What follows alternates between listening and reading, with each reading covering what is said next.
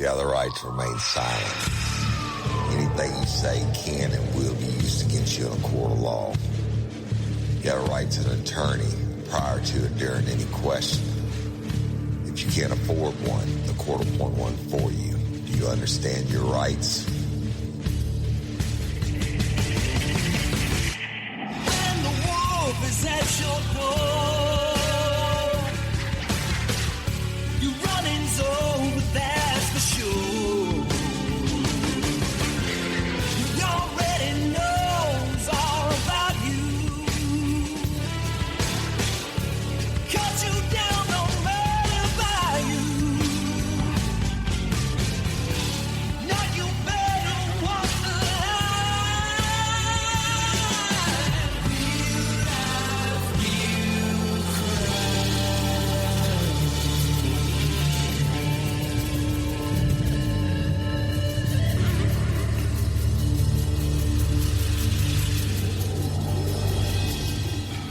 real Warning. This episode of Real Life, Real Crime, the podcast, may contain descriptions of acts of violence or that of a sexual nature and should be for people that are 18 years or older. Heed my warning, people. I do not get the facts of these cases off of the internet or from some television show. The facts I'm retelling you were presented to me by the victims of the crimes or the perpetrators who committed the crimes against the victims. My descriptions of the crime scenes, what I saw with my own two eyes. If you're going to get offended, please turn this podcast off now. Thank you. Hello, everybody, and welcome to this episode of Real Life, Real Crime, the podcast. And as always, I'm your host, Woody Overton. Today, we are continuing and hopefully going to finish Scorched, the State versus Scott Peterson. First of all, shout out to Walk-Ons for hosting us for the Kevin Garrick and I for the LOPA bartender event where they donate the tips and we raised some good money for LOPA. Shout out to all the lifers who came out. I appreciate it. It was love. Louisiana Organ Procurement Agency, y'all, you know, it's my jam. If you can, sign up to be an organ donor and save lives. Also, the live show Saturday, July 19th, Real Life, Real Crime Original, Woody Overton on stage, acting a fool at Southeastern Louisiana University in the Student Union Theater. Alcohol and food and stuff sell ahead of time. The VIP event afterwards going to be there all weekend, have hotel rates. You've heard me talk about it before. Go search in your social media and find it. All right. So where we were at, y'all, we're in the death penalty phase on Scorched, and we have one more witness for the defense, which is so crazy, all the shit they try to put up there. Well, actually, we have the one more witness for the defense besides Scott's mama. And you know that's going to be probably long and lengthy because they brought in everybody from somebody walking his dog one time to somebody he said hello to one time in kindergarten, right? And then, of course, I'm being facetious, but it's been slow and painful, if you will. But let's go to Wednesday, the 8th of December, 2004. Defense witness number 38, Brittany Peterson, who is Scott's niece. And we are going to have Miss Brittany Peterson on the stand, and Mark Garagos is the defense attorney asking these questions of her. And y'all, this one is actually very short before we get into Scott's mama, which I'm sure is going to be long AF. All right, Garagos. Good morning, Brittany. Brittany, good morning. Garagos. You're the oldest of the nieces and nephews on the Peterson side. Is that right? Brittany. Uh-huh. Garagos. And Scott is your uncle? Brittany. Yes. Garagos. Okay. Who is your mom and dad? Brittany. Joe and Janie Peterson. Garagos. Okay. And Judge. We can hardly hear you. Can you move a little closer? The jury needs to hear you. Garagos. You want it. Obviously, you've known your uncle your entire life. Brittany. Uh-huh. Garagos. You gave me a picture of the two of you together. That is you at a slightly younger age. Brittany.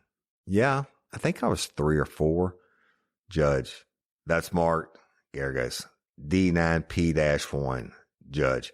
D9P-1.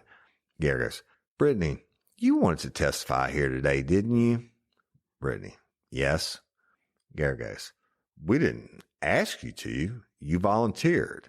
I don't know that when they turn the lights off, you can really see. Probably better with the lights on. Gary goes, Brittany, you wanted to testify. Is that right? Brittany. Uh-huh.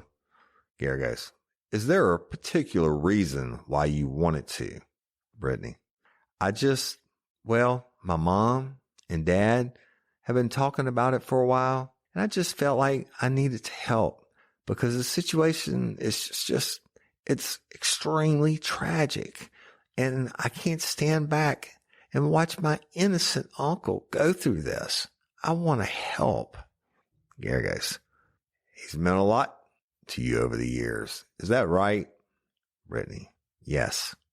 Gary goes, I take it he was the uncle that was closest to you in age. Brittany. Yes.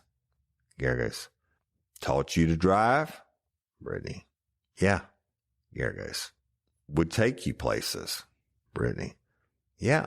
Me and my cousin Danica went driving. One time Scott let me drive in the parking lot, and he was going to let me drive home, but didn't realize how bad of a driver I was, and he didn't want to get us killed, so he wouldn't let me drive. Gary goes, over the years, would you say that you become extremely close to him? Brittany. Yes. Gary goes, since he's been arrested and been in custody, has that relationship evolved even more? Brittany. Yes. Through a lot of letters. Gary goes, those letters you get back and forth, what do they mean to you? Brittany. I just get so excited when I get them. And I just go in my room and I read them, and sometimes I read them over again. And they just contain so many things that mean so much to me. Gary goes, Scott Peterson, that you know, your uncle, you call him Scott, I take it?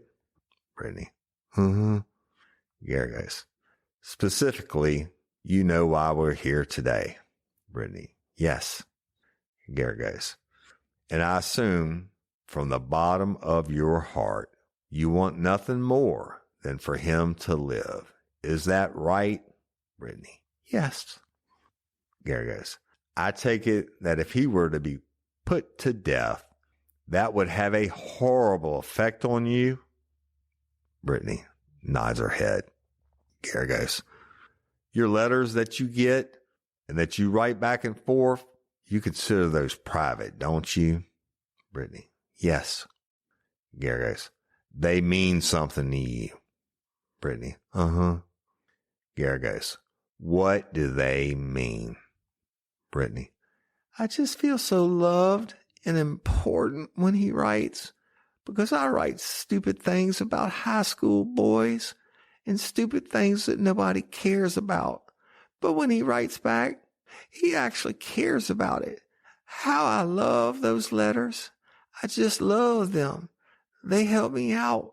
Without those letters, I don't have him to. I don't have him without those letters. That's the only way that I get to correspond with him. Gary goes, thank you. I have no further questions. Well, praise the Lord. All right.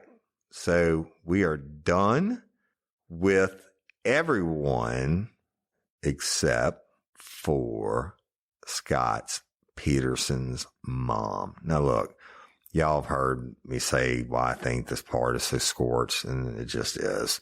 The fact that it's parts of it I get, the majority of it is just so stupid, from everything like fishing to, you know, you saw them one time at band camp and whatever the fuck. They don't ever, it's just meaningless. And I know they're throwing mud against the wall, praying to God that something will stick.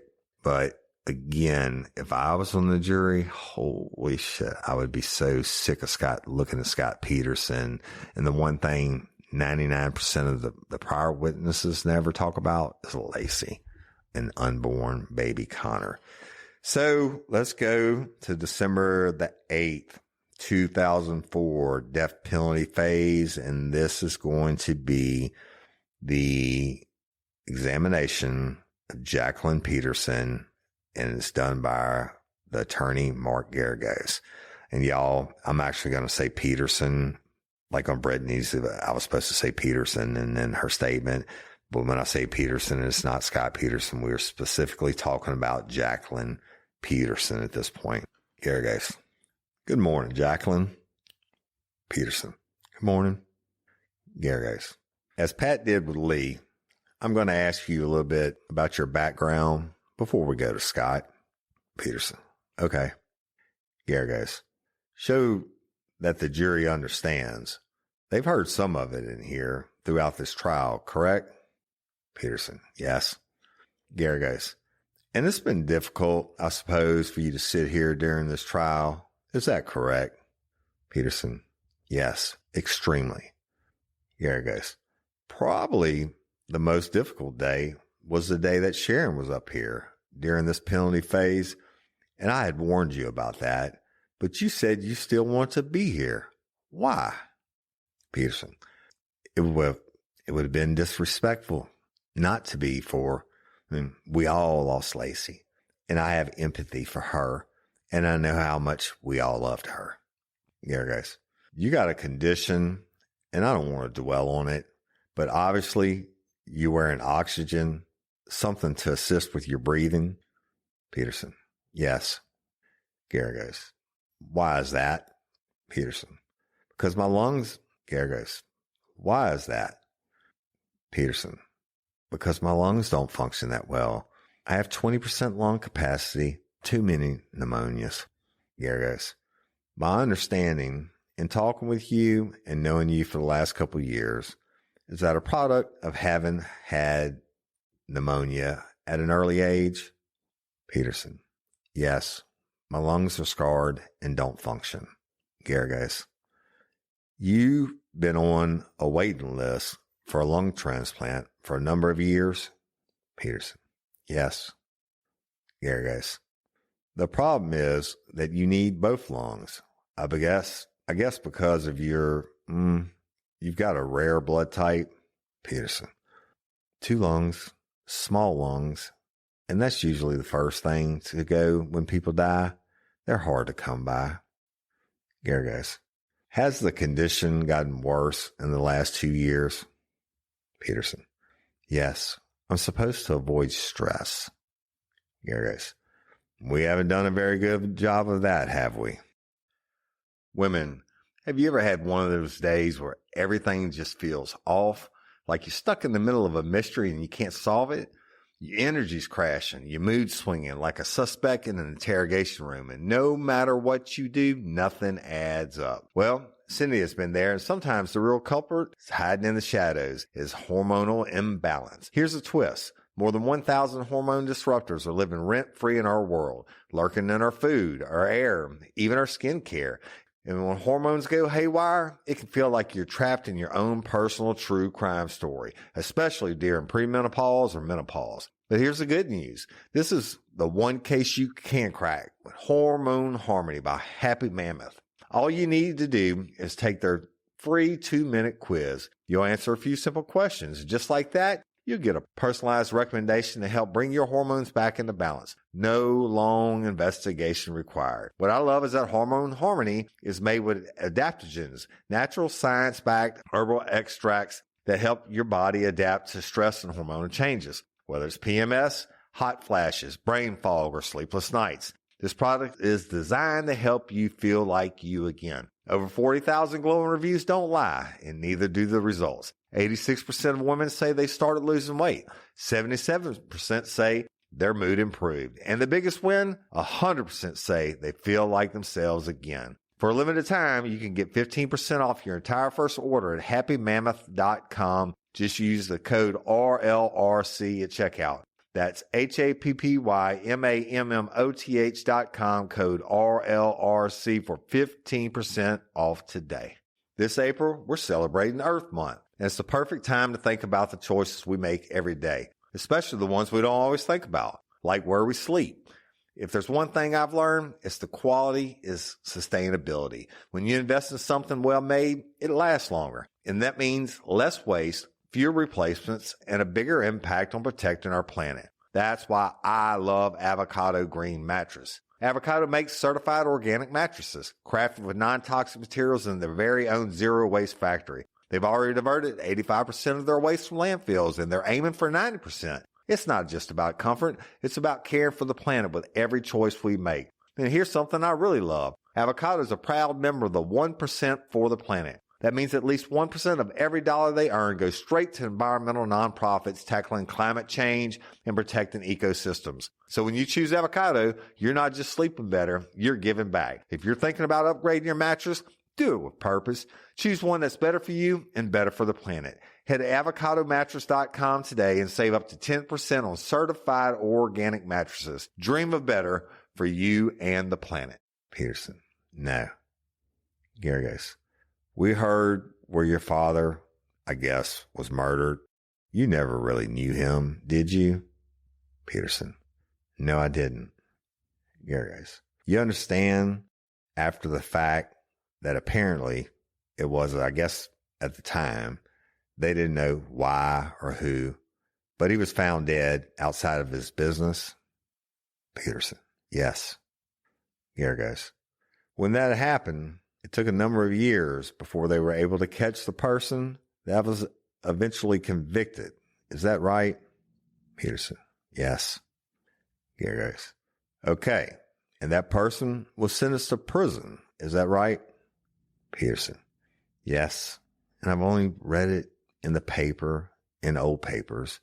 My mother couldn't speak of it and never spoke of her father. I thought I really didn't have one at times. Gary goes, you've told me that since you have no real memories of your father, you've looked or tried to find pictures of him? Peterson. Yes. Gary goes, either through yearbooks or other things to try at least explore that portion of your life? Peterson. Yes. Gary goes, and you've done that. Is that correct? Peterson. Yes.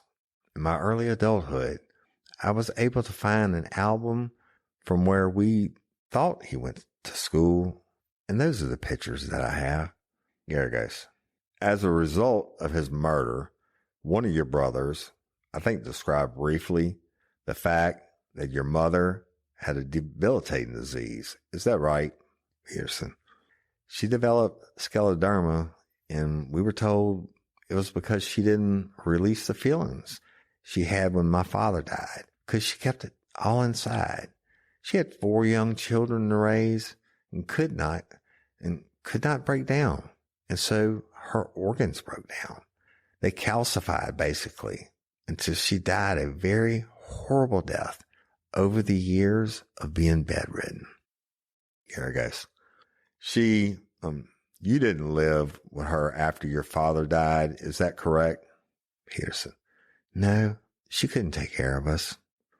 Gary goes, part of the reason for that was because I guess your other brother, who hasn't been here, describes this disease as kind of turning into stone. Is that right?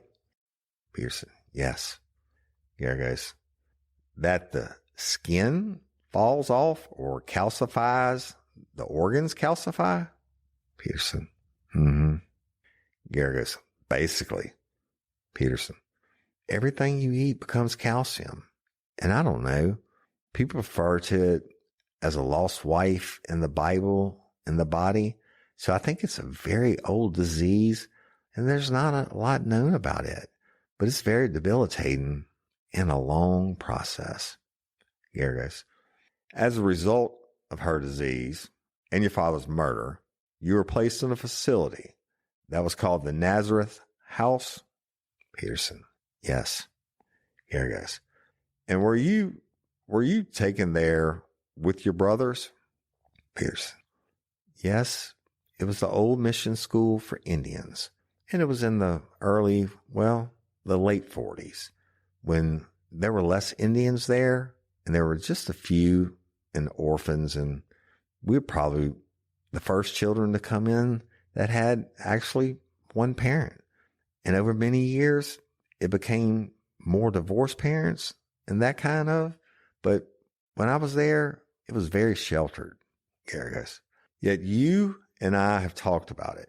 You have some memories of that place and growing up there, and those are your earliest memories. Is that correct, Peterson? Yes. Garagos. Tell me about I guess they were called the Poor Sisters of Nazareth. Peterson. Nazareth. Garagos. And they were the nuns, who would run this orphanage. Peterson. Yes. They were Irish and English nuns, and most of them, I learned later, were just poor young girls. They had too many children in Ireland, and the parents would put them in a convent. So they were just kids that took care of all the other younger children that could take care of children and a few teachers. Garagos. How did they solicit? Peterson. They begged from door to door for their food for us. And like big companies would give them their outdated cereals and their outdated breads. And we had chickens. We collected eggs, and we got eggs maybe once a week for a treat. Here, guys. Every time I talk to you about this, you would tell me that you would be quarantined periodically for TB and things of that nature. You'd tell me about the discipline of cleaning toilets and kneeling on the floor. Peterson. Yes. Garagos. And ear flicks and mass. Peterson. Mm-hmm. Garagos. And every time I've tried to characterize that as being a rather tough existence, you've always told me our needs were met. What do you mean by that, Peterson? What I mean is I felt fortunate. I had a roof over my head and 3 meals a day and was educated. There was no hugging or anything like that, but my mother, somehow, she got that through to us. I don't know how, but we knew that God loved us, and that just took over everything. Garagos. Is there a nun there that you have a particularly fond memory of? Peterson. Yes, Sister Vincent, who I met 25 years later when my son visited the school, the old folks' home. She became the principal, and she had been my 5th and 6th grade teacher and was actually a nurse. So she took care of me because I had asthma and I had to have special shots, and the doctor would come once in a while and she would administer what he left. And I saw her when I went to see what he was up to, and she was all crumpled down. And I hadn't seen her in 30 years. And she looked at me and she said, "How's your asthma, dear?" Garagos. It's a memory. Peterson. Sweet, blessed woman. Garagos. And this was in connection with some of the stuff that Scott was doing in connection with Sister Kylie's community service program. Peterson.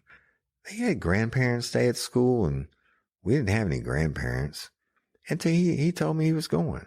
And I said, "You don't have any grandparents. Do you want me to go with you?" And he said, "No. I adopted this old lady at the old folks' home, and I've been visiting her for months. And she said she would come to lunch with me as my grandparent.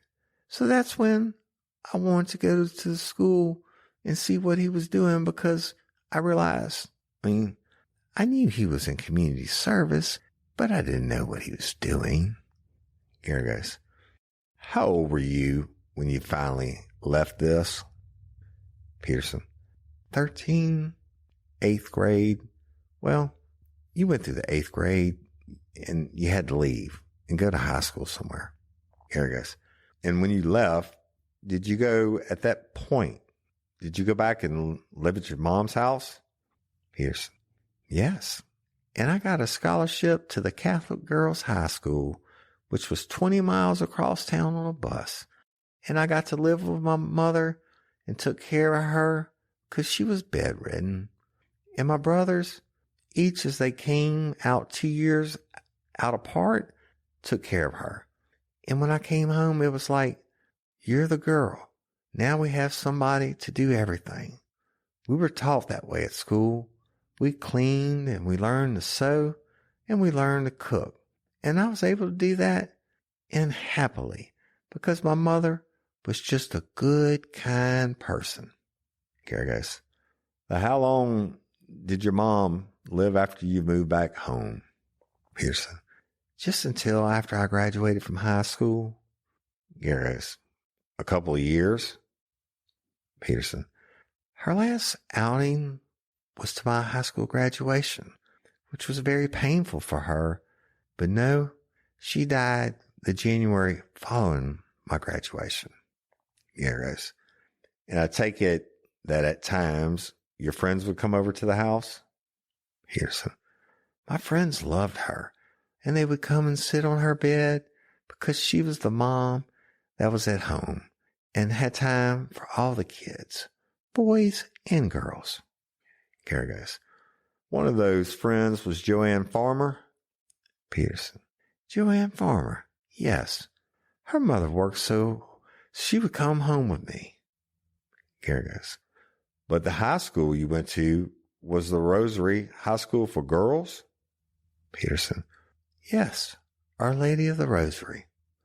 Gary goes, after your mom died, it's my understanding, just from the testimony and the witnesses here, that your family kind of spread out at a certain point?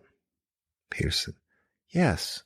My brothers, it was the draft era, and my brother John had already moved out to make room for the rest of us to live in the house, and when my mother was still there. And my younger brother got drafted, and I got an apartment on my own with a girlfriend. Gary goes, and? Peterson, and so they were all gone. Gary goes, you went to work on your own? I mean, you were obviously not married. Peterson, I went to work with the airlines, PSA, in their hangar. The nuns trained me with office skills because they told me I couldn't go to college because I'd have to take care of my mother. And so that just made me want to go to college. So I went to school at nights and I worked days. But because of them, I had good skills and got a good job to support myself. Gary goes, well, you heard about the fact that you had become pregnant with your first son, Don. Peterson, yes. Gary goes, you were 19. You had given him up for adoption. Is that right? Peterson, yes, I did. Gary goes, why? Peterson, because I couldn't care for him. I was just existing, and I was naive and young, and I got with someone that told you they loved you and wanted to marry you, and that's what they meant, and it just wasn't so. And I think I got involved because I wanted a father and a family. I look at that now, but at the time, I was just clueless. I was brought up very naive and not smart. Gary goes, after that, you left PSA, is that correct? Because of Don? Peterson, yes, in those days, my boss came and stood by my desk and said, you have to leave. And I said, why? She said, because you're pregnant. And I thought nobody knew.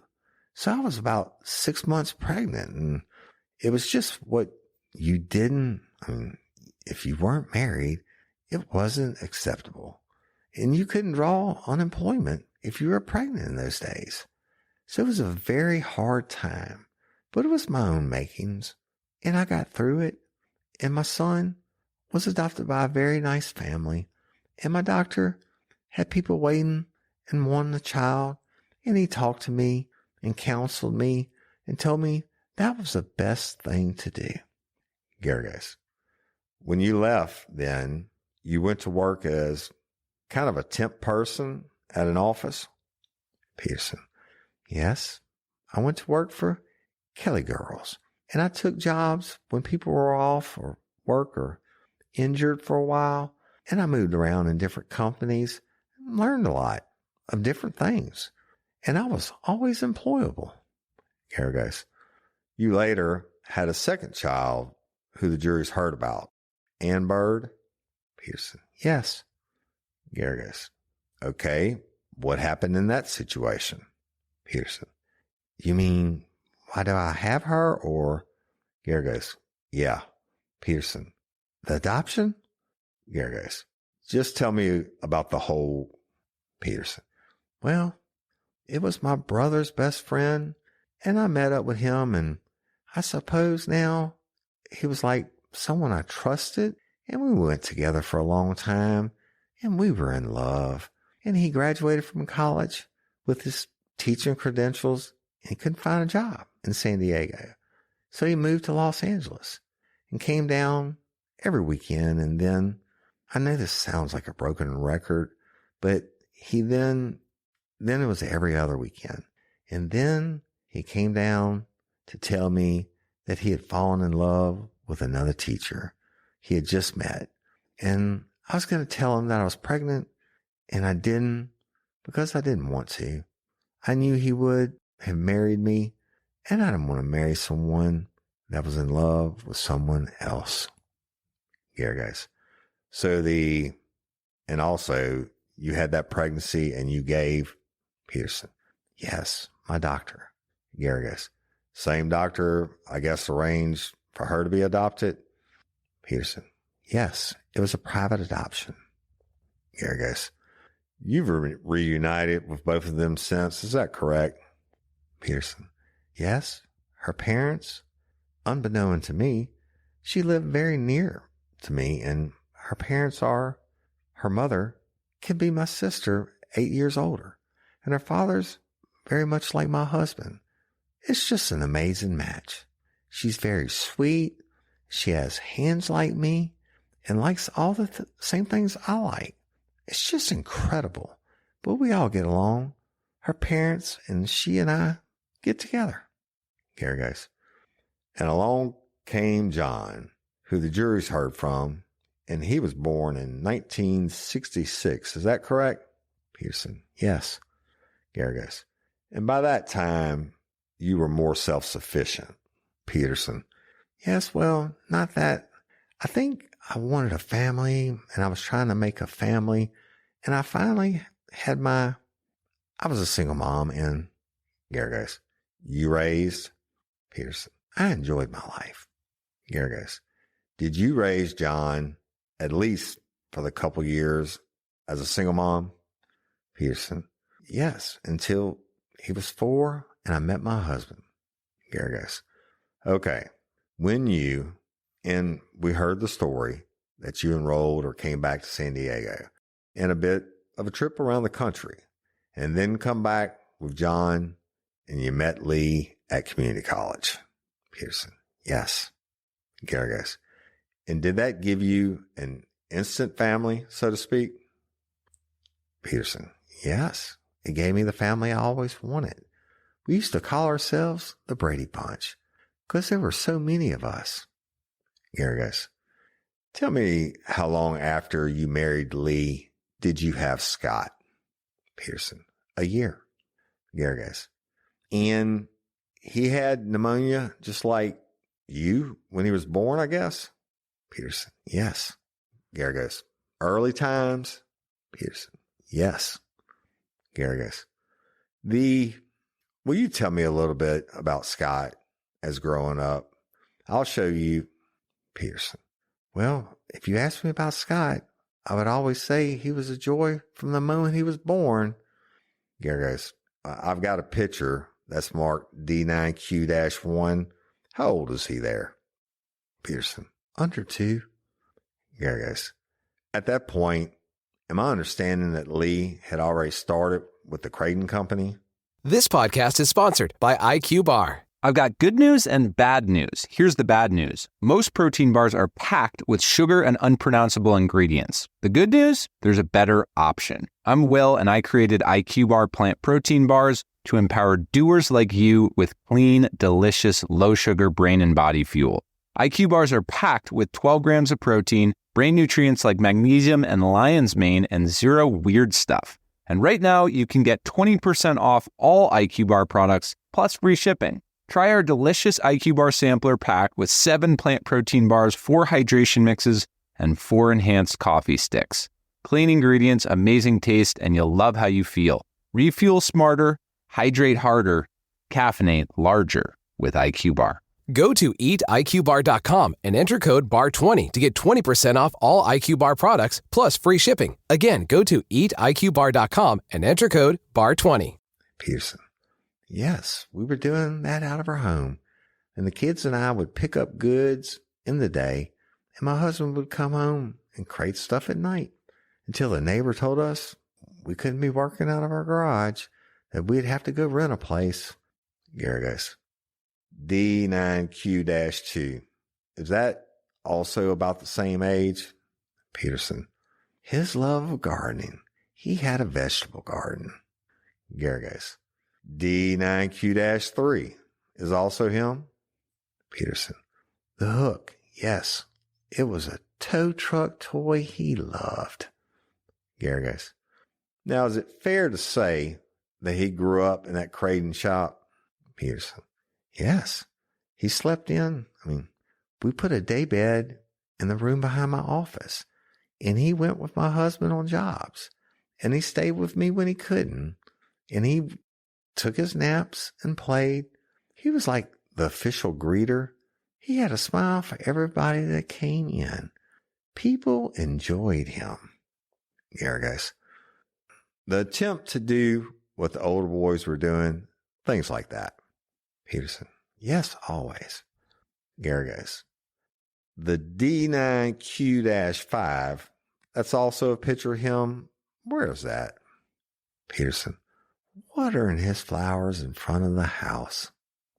Gary goes, as he got older, he became interested in helping others. Is that correct? Peterson. Yes. Gary goes, D9Q-6. That's Scott as what? Crossing guard or safety guard? Peterson. He was a crossing guard, and that was, you had to be recommended by the teacher to do that. It was a special thing for him. So I went to, when I took the picture, that's the one and only picture I saw him do that. There would be a car 3 blocks away, and he wouldn't let anybody cross. He was so serious and so businesslike. And all the kids were waiting, and this mother just snatched her kid and said, oh, he always takes too long. And she started across the street, and he's still holding up his nose crossing. Finally, all the kids followed, and I felt really bad for him, but he got the hang of it after a while. He was just overly cautious. Gary goes, we heard that he was in the Cub Scouts. He also played Little League. Is that right? Peterson. Yes. Gary goes, is this a picture of him and his Little League thing? Peterson. Yes. He got knocked out in between the eyes with the ball. And that was the end of that. Gary goes, what kind of student was he in those years? Peterson. He was a good student. All through his school years, the teachers would tell me, I wish I had a whole room of kids like Scott. From kindergarten to college, I've had teachers say that to me. Gary goes, D9Q-9, a picture of Scott also. Judge, what happened to 8? Gary goes, I'll come back. Peterson, we rescued a black lab, and we found him running, and we put up a sign at the grocery store. And then this family called us like 2 weeks later and said that it was their dog. But Scott was so attached to it, they told him that he could have the dog, and then even had a good home. So he taught him how to swim, and he played with him, and he took full responsibility for walking him and feeding him and caring for him. Here it goes. The family, when you had mentioned before, it was like the Brady Bunch. I've got this picture, D9Q-10. Is that your version of it? Peterson. Yes, with dogs. We lived in a cul-de-sac, and actually it annoyed people because there were several people that had no children, so we eventually moved to a place that had some room on it so the kids could run. Here, guys. You lived primarily in those years with his brother John, correct? Peterson. Yes. Here, guys. And they have had a good relationship? Peterson.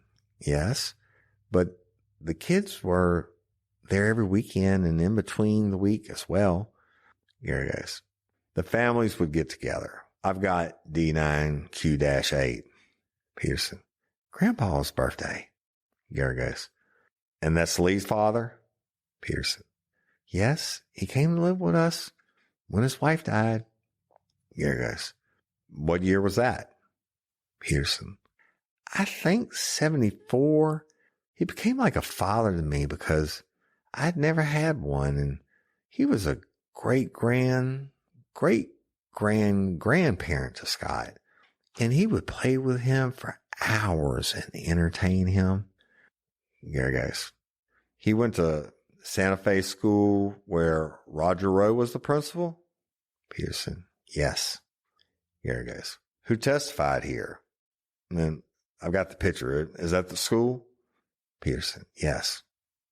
Here, guys.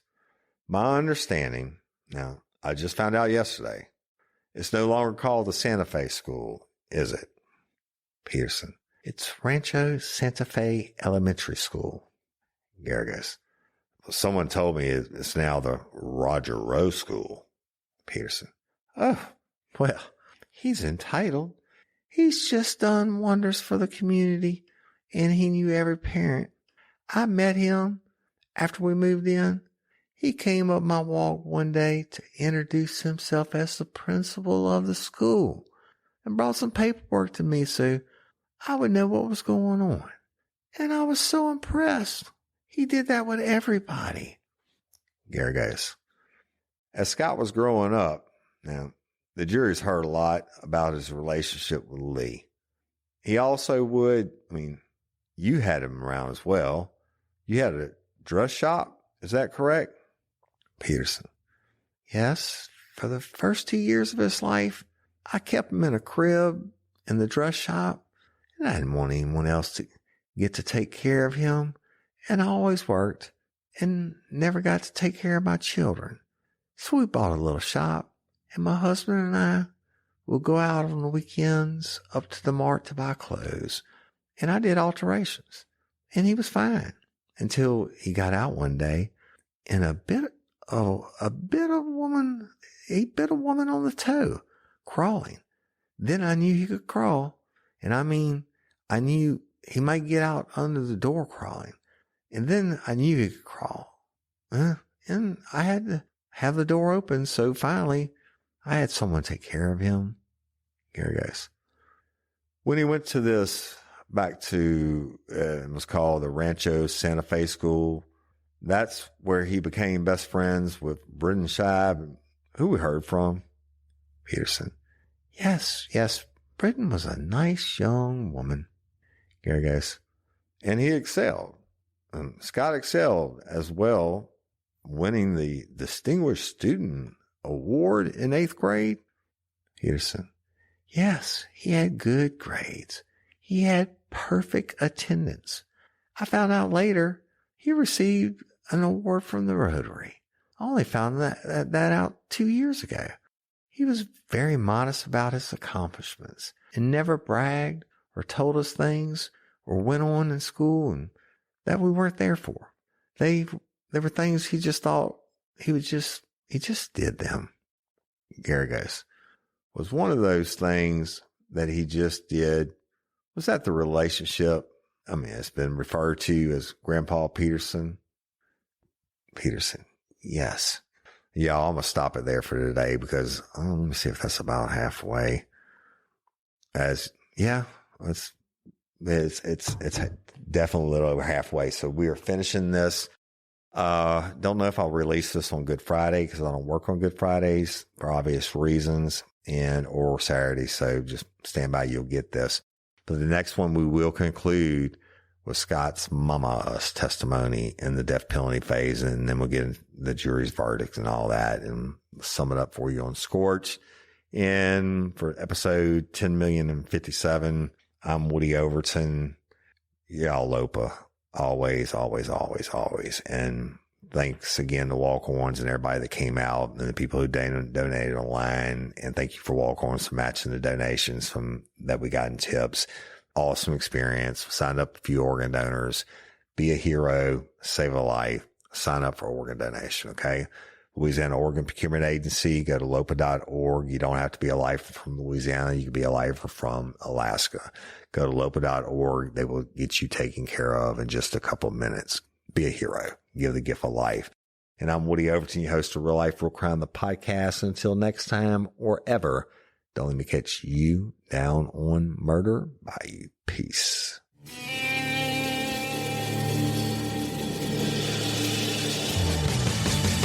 You have the right to remain silent. Anything you say can and will be used against you in a court of law. You have a right to an attorney prior to and during any question. If you can't afford one, the court will appoint one for you. Do you understand your rights?